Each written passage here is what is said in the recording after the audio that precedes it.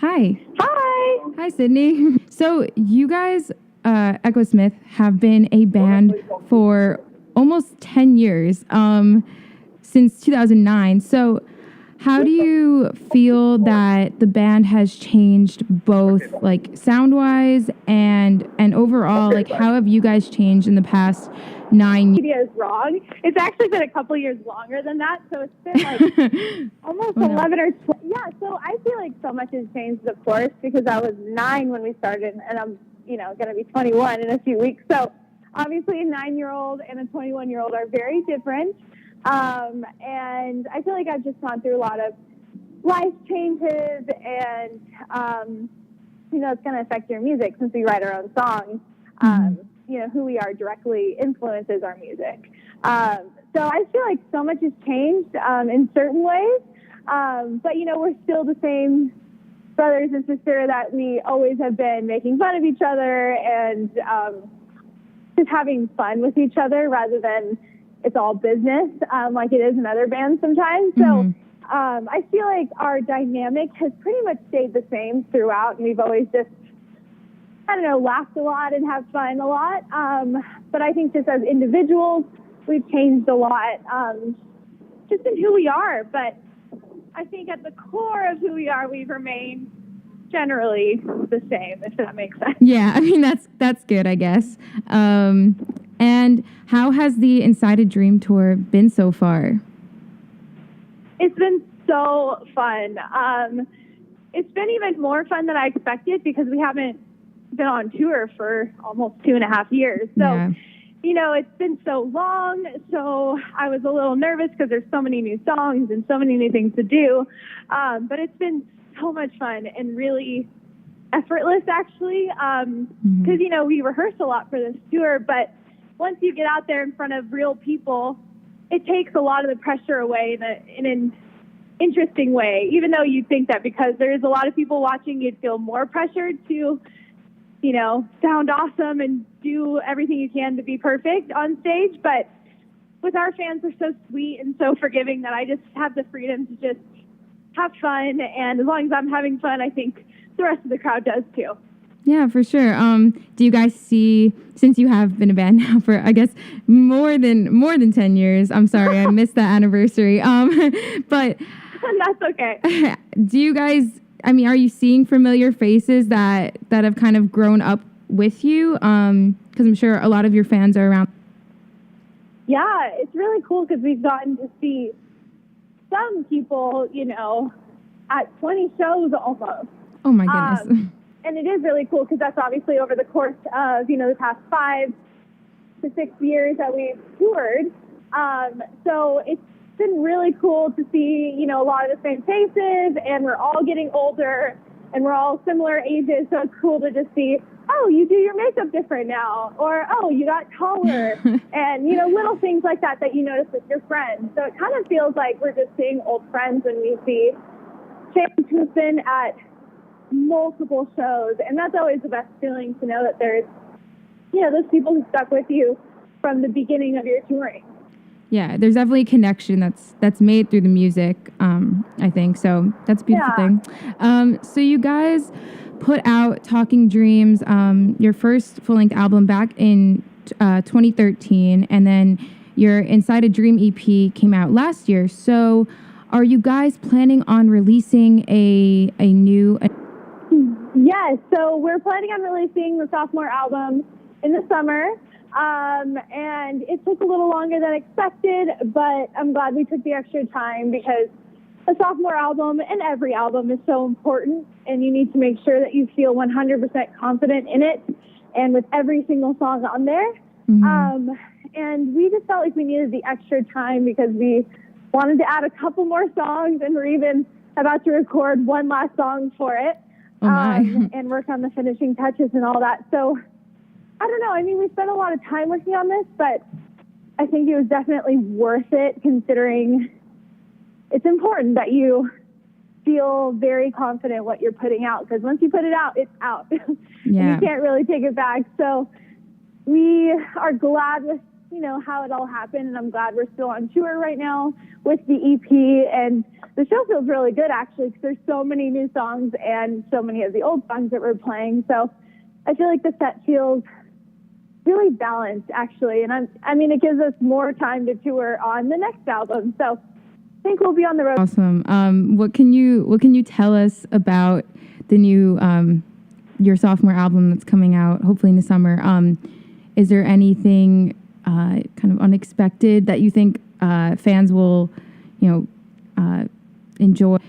Does it sound very different from? It definitely sounds like an evolved version of our band. So it still sounds like the same band, and the core of who we are is still there, which we really intentionally wanted to keep. But we also wanted to be intentional about growing and continuing to, change, because you can't make the same album 10 times or even 2 times. Yeah. So, there are some differences for sure. And, since our oldest brother, Jamie, the guitar player, left the band, of course, there's a lot of figuring out we had to do to fill that hole in a way. And we still have guitar and all the music, but it's not necessarily the leading force happening anymore. So there are a lot of keyboards, which we've always used, but, a little more keyboards this time. And, Graham and Noah get to really experiment with the types of drums and basses that they use, whether it's electronic or acoustic. So there are some differences musically in the music, but the lyrics, I think, especially for me, are, a lot deeper. Since I've gotten older and experienced more, there's a lot more depth on this album that I'm really excited to share with people so they can, get a better idea of who I am and what I stand for, but also what I go through. Do you write all of the lyrics?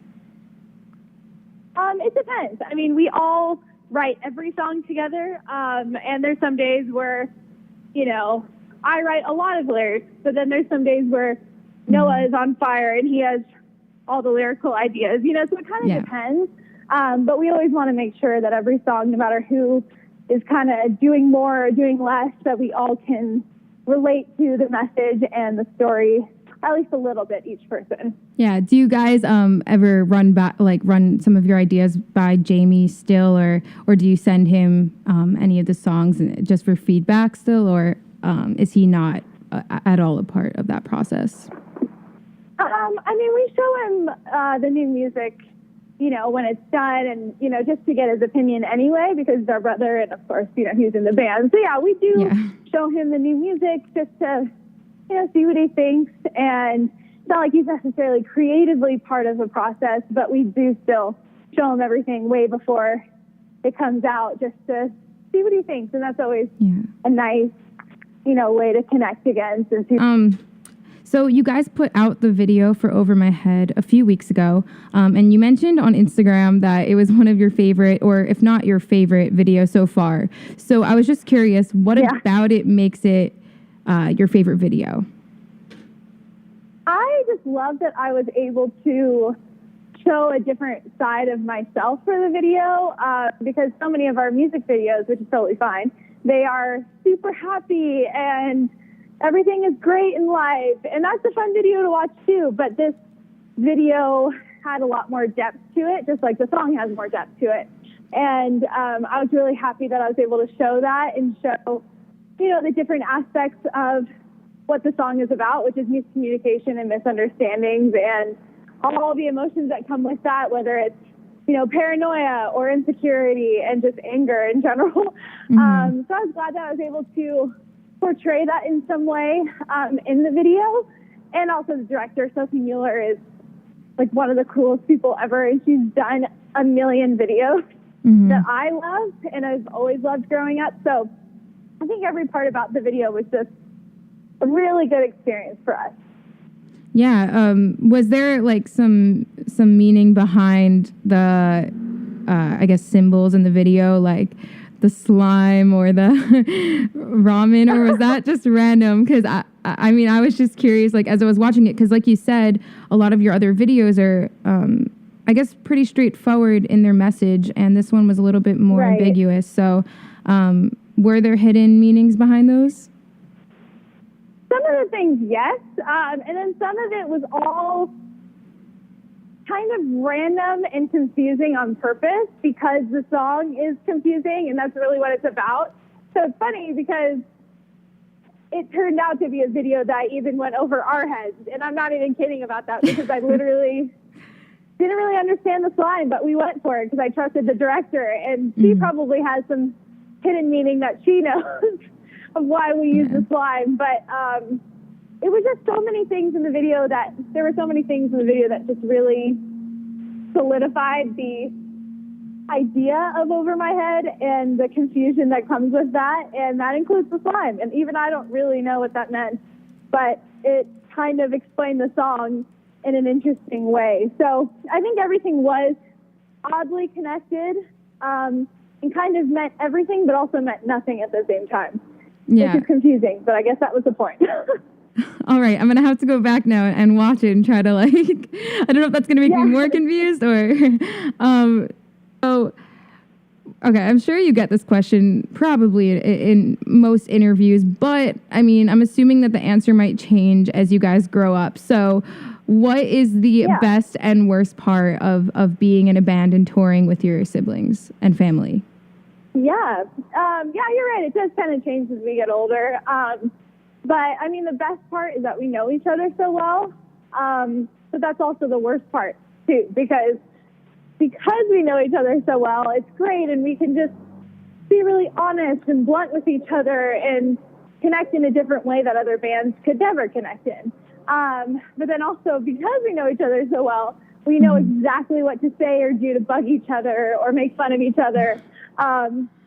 Just because we feel like it. That's what family does. So it's kind of an interesting thing, but I think it's definitely more good than bad for sure. And obviously if it wasn't great, we wouldn't still be here. So it's nice. And I'd much rather do it with, my brothers and just some random people all the time. Especially if you're traveling so much. I don't know. I feel like I can hang out with my family longer than anybody else I know. So it actually works out. That's great. I mean, that's perfect, right? Because a lot of people, I guess, would feel, the need to call their family every day, and yours is, right there. So that's great. Exactly. Way less.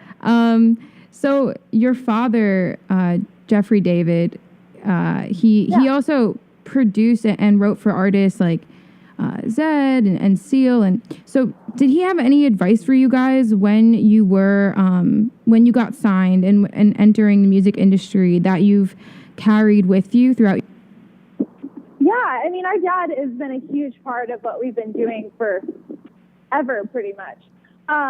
So he's given us great advice along the way, and I mean, some of that advice was to, make sure we were really able to stand for, what we were talking about and stand behind each and every song, no matter what. And I feel like that's always great advice because sometimes you forget and you write a song kind of mindlessly, and you have to make sure that if you're going to put that out, you can stand behind it and you're not just putting it out because it's catchy or you think people will like it.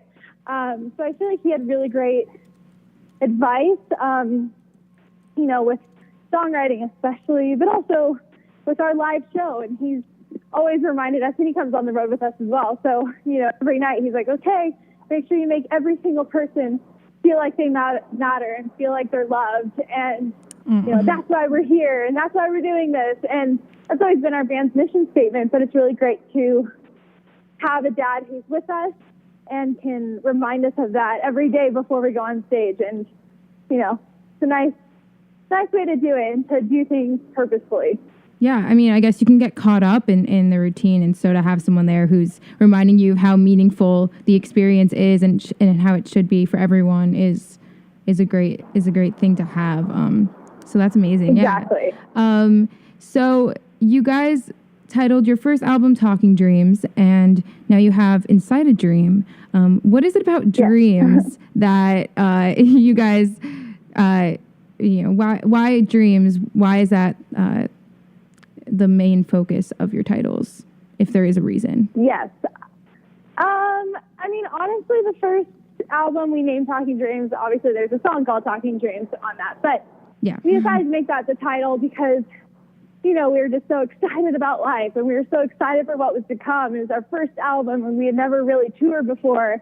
And there was just so much ahead of us that we had no idea, of course, what was going to happen. But we were just so excited for the future and excited to go for our dreams. And that just felt like such a fitting title for our first album. And for this EP, we kind of were just playing with names and realized, dang, we're kind of inside of that same dream that we had for so many years for this band. And the fact that we're getting to live that out, and we actually are playing shows to people who care and people who know the words to our songs, is mind-blowing, because that's the exact dream that we had from the start. So I felt like it was a really fitting title for an EP that was sort of in the in-between stages of our first and second albums. Yeah. And our new album won't have the word dream in it, but it just felt like a really fitting title for that. I have my last one right here. Cool. It's a very short, I promise it's probably a one-word answer, and it is a very random question. That is, what is your favorite, what is your go-to meal on the road? That's so random. I'm actually trying to figure that out right now, but I do love breakfast, so I think a good, avocado toast. Avocado toast is what it is, because I can make that on the bus. I don't need a stovetop to make it, so it's easy. I make a good little avocado toast with some salmon on top. Nice. On certain days when I'm feeling fancy. There you go. Like a true millennial. Thank you so much, Sydney, for your time. And I'm really excited for everyone to hear this and to hear the new album and hopefully see you on tour. So, thank you. Yay.